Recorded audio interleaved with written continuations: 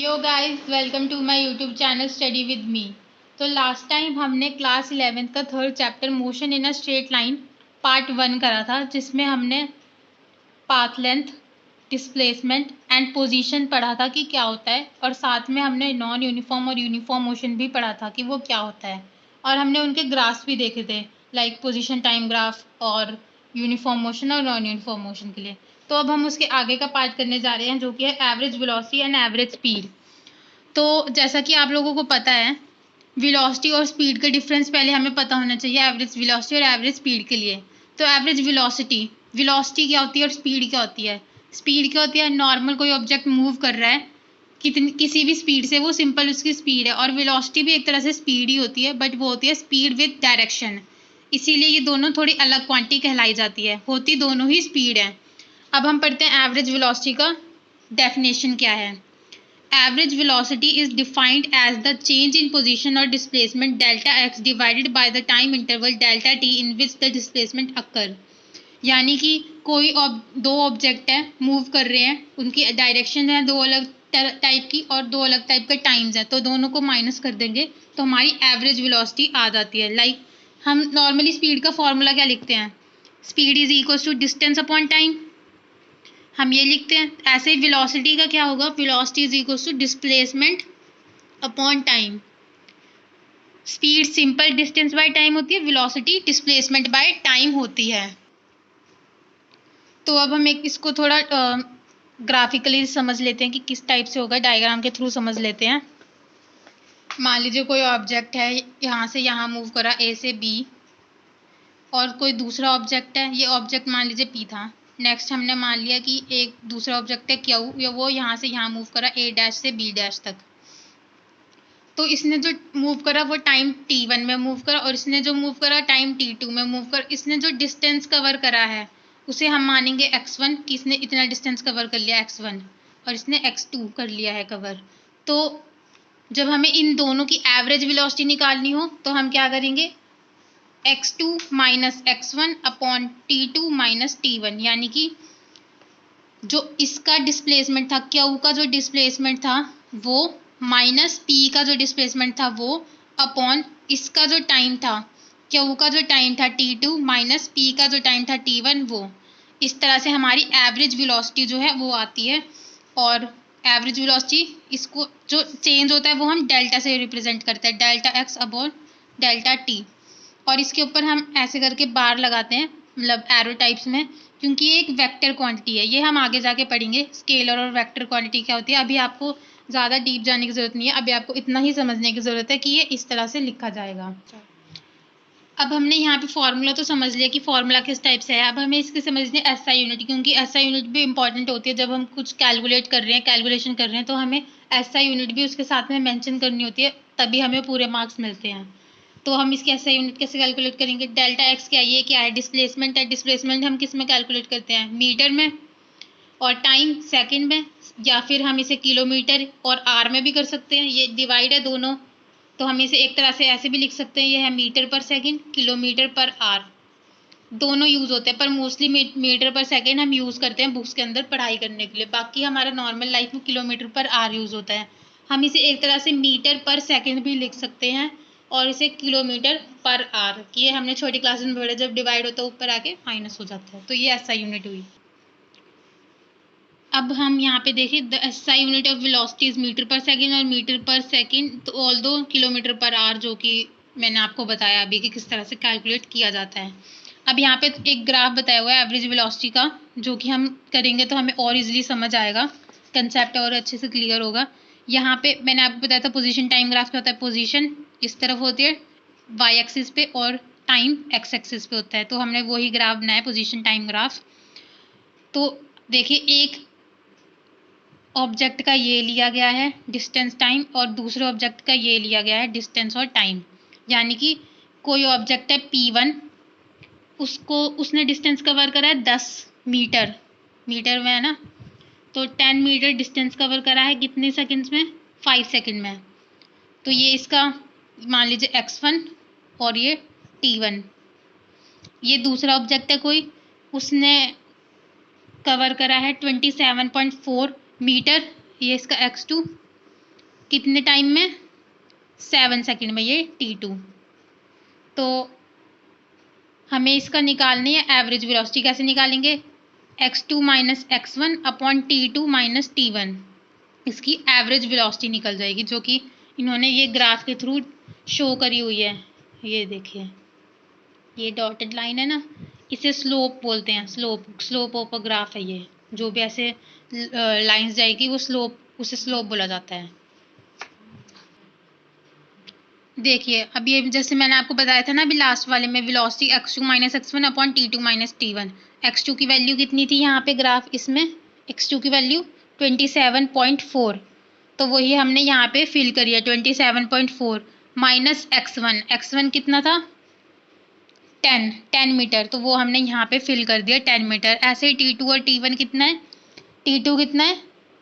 7 और t1 कितना है? 5, तो वो हमने यहाँ पे फिल कर दिया और ऐसे हमने इसकी एवरेज वेलोसिटी निकाल ली। तो इस तरह से हम एवरेज वेलोसिटी निकाल सकते हैं।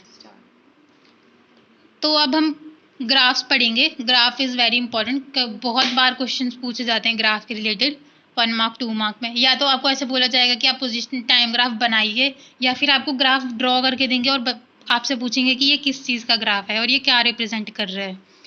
तो ये है position time graph for an object. First वाला है moving with positive velocity, second is moving with negative velocity, and ये है रेस्ट पे। ये हमने लास्ट टाइम भी करा था। रेस्ट वाला ऐसे ही होता है, एक किसी पोजीशन पे खड़ा है, टाइम से बीतता जा रहा है। पहले हम इसे समझ लेते हैं। ये है विद पॉजिटिव वेलोसिटी, यानी कि ऊपर की तरफ स्लोप जाएगा ग्राफ का, जैसे कि मैंने आपको बताया था लास्ट बार। यूनिफॉर्म क्या होता है? मान लीजिए यहाँ पे है 10 मीटर, 20 मीटर, 30 मीटर, यहाँ पे है 10 सेकंड, 20 सेकंड, 30 सेकंड्स, यानी कि ये यूनिफॉर्म मोशन में है। 10 मीटर में 10 सेकंड, 20 मीटर में 20 सेकंड, 30 मीटर में 30 सेकंड। ऐसे जब हम इसे जोड़ेंगे तो ऐसे सीधा ग्राफ चला जाएगा। ये पॉजिटिव वेलोसिटी बढ़ रही है पॉजिटिव डायरेक्शन में, राइट। जब हम कैलकुलेट करेंगे ना, वेलोसिटी भी इतनी आएगी पॉजिटिव डायरेक्शन में, 10/10, क्योंकि क्या होता है speed upon time is velocity. तो स्पीड अपॉन 10, 10/10 इज 1, 20/20 1। तो इस तरह से ये बढ़ता ही जाएगा आगे पॉजिटिव डायरेक्शन में। अब नेक्स्ट है, ये है नेगेटिव वेलोसिटी के लिए। तो इसको नेगेटिव वेलोसिटी के लिए ये नीचे की तरफ आ रहा है ग्राफ। देखिए मान लीजिए यहाँ पे था 10, 20, 30, यहाँ पे 10, 20, 30। तो 10 पे कितना था? 20 सेकेंड्स, राइट। फिर 20 पे, 20 मीटर पे कम आ गया, 10 सेकेंड आ गया। ऐसे ही 30 पे और कम हो गया। ये तो बढ़ता जा रहा है, डिस्टेंस तो बढ़ता जा रहा है, बट टाइम नेगेटिव जा रहा है, यानी कि वेलोसिटी भी नेगेटिव ही आएगी। कोई भी एक चीज़ माइनस में चली गई तो फिर आंसर भी माइनस में ही आएगा। तो आपको ये चीज़ याद रखनी है। पोजीशन टाइम ग्राफ हमें या तो वेलोसिटी देगा या फिर स्पीड देगा किसी भी ऑब्जेक्ट की। ऐसे ये रेस्ट पे, जैसे मैंने आपको बताया था बस कि वो रेस्ट पे जितने डिस्टेंस उसने कवर करा वो, और फिर टाइम बीतता जा रहा है, बढ़ता ही जा रहा है टाइम। तो ये ग्राफ हो गया। अब हम पढ़ेंगे एवरेज स्पीड क्या होती है। Average speed is defined as the total path length travel divided by the total time interval during which the motion has taken place. यानी सिंपल जो हम स्पीड का फॉर्मूला करते हैं डिस्टेंस अपॉन टाइम। मैंने आपको लास्ट टाइम बताया path length एक तरह से डिस्टेंस भी होता है कि उसने कितना डिस्टेंस कवर करा है इस path length upon time interval. तो ये तो सिंपल हमने पहले भी पढ़ा हुआ है 9th-10th क्लास में कि स्पीड कैसे कैलकुलेट करते हैं डिस्टेंस अपॉन टाइम के थ्रू।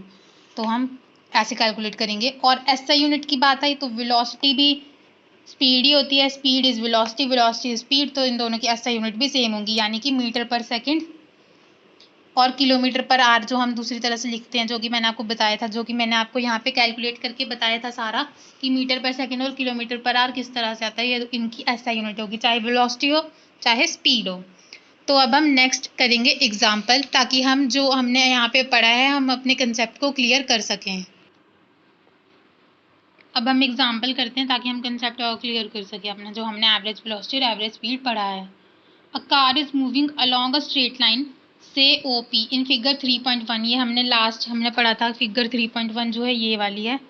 इसमें इन्होंने बोला है कि हमें इसमें निकालना है। ये OP बोला इन्होंने कि एक कार है जिसने डिस्टेंस ट्रेवल करा OP a car is moving along a straight line से OP जो हमने अभी देखा, it moves from point O to P in 18 seconds and return from P to Q in 6 second. यानी कि जो कार थी वो O से P तक गई 18 सेकेंड में और फिर P से Q तक वापस आई है कितने सेकेंड्स में? 6 सेकेंड्स में। तो ये इन्होंने दिया है, तो हमें क्या निकालना है? What are the average velocity and average speed. ये हम सिंपल फार्मूले से निकाल सकते हैं जो हमने यहाँ पे पढ़ी थी, एवरेज वेलोसिटी के लिए और एवरेज स्पीड के लिए जो हमने फार्मूला वगैरह था वो हम सिंपल यहाँ पे लगाएंगे, हमारा सिंपल आंसर निकल आएगा। ये है। अब हमें निकालना है नेक्स्ट ए पार्ट है। पहले हमें निकालना है एवरेज स्पीड और एवरेज वेलोसिटी O से P के लिए, फिर O से from O to P and back to Q। O से P भी फिर बैक Q पे आया वो भी निकालना है। तो अब हम निकालेंगे ए पार्ट। ए पार्ट में हमें दिया है एवरेज वेलोसिटी और एवरेज स्पीड निकालने में O से P के लिए। एवरेज वेलोसिटी का फॉर्मूला डिस्प्लेसमेंट अपॉन टाइम हो गया और O से P के लिए कितना डिस्प्लेसमेंट था? यहाँ 0 है, 0 से 360 यानी 360 मीटर और टाइम हमें कितना दिया था? 18 दिया था O से P के लिए। तो हमने वही वैल्यूज़ यहाँ पे पुट कर दी, डिस्प्लेसमेंट 360 और टाइम 18 सेकेंड्स, दोनों को डिवाइड करा, इतना आंसर आ गया मीटर पर सेकंड में। ऐसे ही हम एवरेज स्पीड निकालेंगे। एवरेज स्पीड भी सेम होगी, डिस्टेंस अपॉन टाइम सेम आ गया, यानी ए पार्ट हमारा इजीली सॉल्व हो गया। अब देखते हैं बी पार्ट क्या है। From O to P and back to Q, यानी कि पहले O से P गया फिर P से Q वापस आया, तो हमें दोनों की एवरेज वेलोसिटी और एवरेज स्पीड निकालना है। तो अब हमें O से P फिर P से Q का हमें एवरेज वेलोसिटी और एवरेज स्पीड निकालनी है। तो एवरेज वेलोसिटी के लिए पहले वो O से P गया, यानी उसका डिस्टेंस O से P क्या हुआ? 360, फिर P से Q आया, तो हम यहाँ पे डिस्टेंस प्लस नहीं कर देंगे कि 360 था तो 360 थे उसने और यहाँ से थोड़ा बड़ा तो वो प्लस हो जाएगा, ऐसा कुछ नहीं होगा। वो O से P गया फिर P से Q वापस आ गया, तो वेलोसिटी के अंदर जो डिस्प्लेसमेंट यहाँ पे कवर हुआ था वो जाते टाइम और वापस आते टाइम आपस में कट गए, तो डिस्टेंस एक्चुअल में O से Q को ही गिना जाएगा, क्योंकि पहले वो O से P गया फिर P से Q वापस आया, यानी O से P जाते वक्त Q से P होके गया था वो और फिर वापस आते वक्त P से Q होकर वापस आया और ये दोनों आपस में कट गए, तो एक्चुअल में O से Q का डिस्टेंस हम मानेंगे। पर टाइम उसे उतना ही लगा था, टाइम तो उसने पूरा कवर करा है ना, O से P जाने में फिर P से Q आने में, और O से P हमें कितना दिया डिस्टेंस? 18, और P से Q वापस कितना दे रखा है डिस्टेंस हमें? 6 सेकेंड्स, तो 18 + 6 होगा, यानी displacement upon time, distance upon displacement upon time velocity के लिए। तो डिस्प्लेसमेंट कितना हुआ? 240 अपॉन टाइम 18 + 6, तो वही यहाँ पर इन्होंने करके बताया है।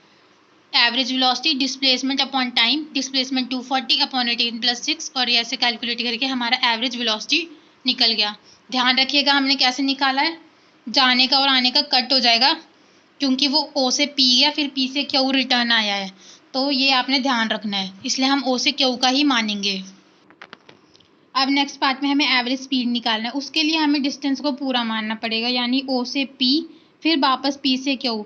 तो O से P पहले कितना डिस्टेंस था? 360, फिर 360 से वो Q गया, तो देखिए पहले तो इनके बीच में जो ये है 0 to 40, 40 to 80, 80 to 120, यानी कि 40 मीटर्स का डिफरेंस है सबके अंदर।